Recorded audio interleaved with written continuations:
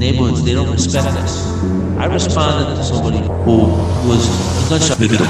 He was shot in the leg, he was bleeding profusely. I was doing first aid. The ambulance is on its way, and they're throwing bottles at us. They don't respect us. Well, it used to be that there was a certain amount of respect. We don't have that. It's gone. How are you going to get that back? You can't get it back. And all is absolute menagerie. Are you a cop? You got a tip? You want to make an anonymous tip? You want to be on the show anonymously or on camera? You want to risk that? If you don't want to risk that, you can be on anonymously.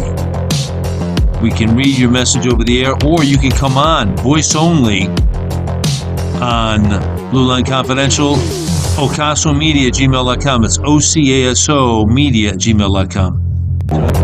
Time for Blue Line Confidential. Now on with Chief Joe Fox. He's a 3-star police chief, retired, served over 35 years in the NYPD. And to give you an idea of his background, some of you, of course, know him. Many do not. Chief Joe Fox came through the ranks from police commander to 3-star, working from commander up to 3-star, and bringing about historic crime reductions from the 1990s to 2015.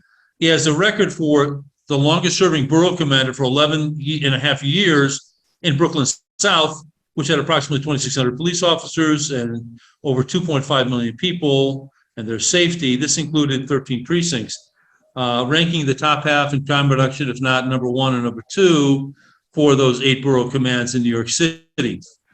He lost 7 cops in the line of duty in 7 years and was responsible for the search of a missing Orthodox boy, a 6-year-old child that was found murdered in 2011. He was responsible for the protection of Brooklyn South, as well as the response to Ground Zero on September 11th. In 2011, he was put in charge of the NYPD Transit Bureau with a force of approximately 2,600 police officers protecting close to 6 million commuters a day, protecting them from crime and terrorist attacks. His efforts led to an achievement of approximately 20% crime reduction, and he created a comprehensive strategy to address sex crimes occurring in transit. It's great to have you on Blue Line Confidential. Chief, how are you today? I'm great. I'm really glad to be here, and thank you for. It's my pleasure. I'm glad to have you on, Chief. So we have to just unpack what's going on in the great city of New York. I would think it's emblematic to regard New York as the quintessential American city, a different city in many ways, but it's the biggest city. It's the most visible city in the United States and the world. It's a showcase for the United States, for better or for worse. And lately, I think a lot of people would agree it's been for worse. Tell us about the Bill de Blasio mayoral administration, what it's meant for law enforcement, what it's meant for the people of the city of New York, and where we go from here. Thank you again. And by the way, before I get started, I love the flag with the blue line. Isn't that beautiful? It is. We match. But yes, in more ways than one. Sure. So New York City, a jewel. It's like you say. It's a representative of the American city, one of the biggest and one of the most vibrant. And what we've seen, and I'm so proud to have been able to not only witness this, but be part of it. We've seen decay in our streets, in our city, and crime to the point where, children, parents would have children sometimes in some neighborhoods sleeping in bathtubs. So recreational gunfire, would not hit the kid back in the 70s and 1980s. And that turnaround began under Rudy Giuliani in 94. And it was remarkable. Cynics doubted it. People questioned whether it was police or demographics.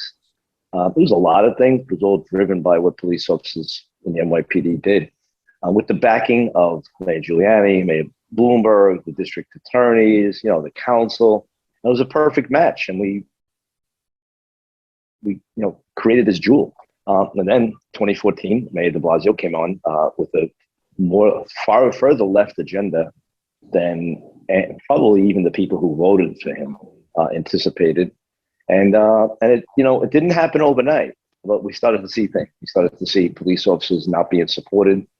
when there was a couple of high profile deaths in police custody, Eric Gardner, Ferguson, and there were these demonstrations.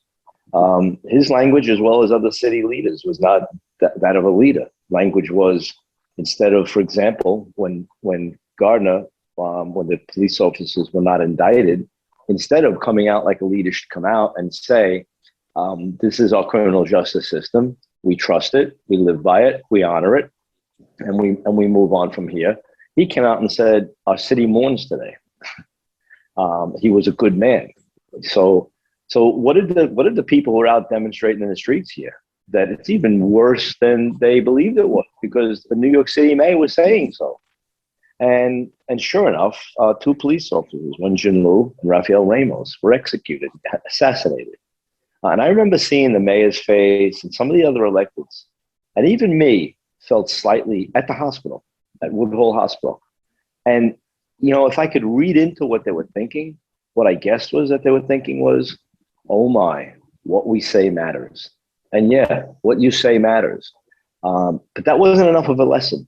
And so now we see, fast forward, here we are, 2020, 2021. And in a nutshell, not only this mayor, Corey Johnson, the speaker, so many of the council members, so many of the district attorneys, they have basically decriminalized much of crime and criminalized much of policing. Amazing. And the results is very simple. When you back off police officers, this is what you get. You get more people shot, you get more crimes, you get graffiti, and this is what we're seeing. Give us an idea of the increase in crime statistics. I remember seeing from I think May of 2020, they're talking about an increase that was crime went up, shootings went up. What is it? Maybe they did double or 50%. I just remember they double. At any given week, they're either up 80%, which is almost double, 100% double, or greater. And the idea is now, when we get to that point where they start to really skyrocket, which is around now as far as the calendar, you'll see those numbers start to level off as far as increase. But the number's still there. We still have twice as many people being shot and about 30 to 40% as many people being killed in our city. And I was waiting, for the outrage back when this began in the summer. I said, there'll be a really horrific crime that will cause outrage. And people will say, enough is enough, including elected officials. And Duval Gardner, 1-year-old baby in Bed-Stuy, was killed in his stroller back in July, I think July 27th. No outrage. People looked in the newspaper, said this is horrible, and turned the page. But you know who don't turn the page? That family, that community, and the police officers on the scene, and the cops who live to protect. People like Duval Gardner, but still no outrage. So then, so now we have a tourist shot in Peter Luger's. Fast forward in 2021, no outrage. Multiple incidents of people being shot, including a 4-year-old in Times Square, and we still have a decent percentage of New Yorkers voting for Maya Wiley. So this is how deep the problem is. We could put you, Bill, to become mayor next year. We could you pick a candidate. We could bring Rudy Giuliani back. You pick one, Mayor Bloomberg. The job is hard ahead of us, because it's not just them, the mayor. It's the district attorneys. It's the council members, the judges. The bail reform. Bail reform is a bad word. It's really, elimination of bail. And that's all in play. And this is making it very difficult to keep the city safe.